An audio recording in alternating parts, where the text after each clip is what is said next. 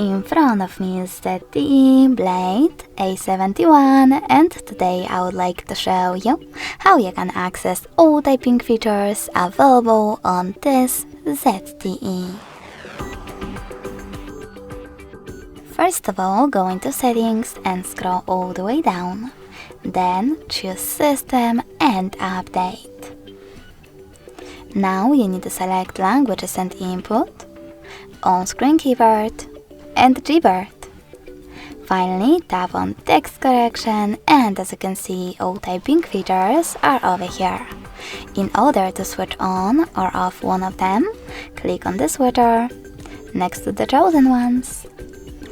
Thanks so much for watching. If you enjoyed this video, leave a like, comment, and subscribe.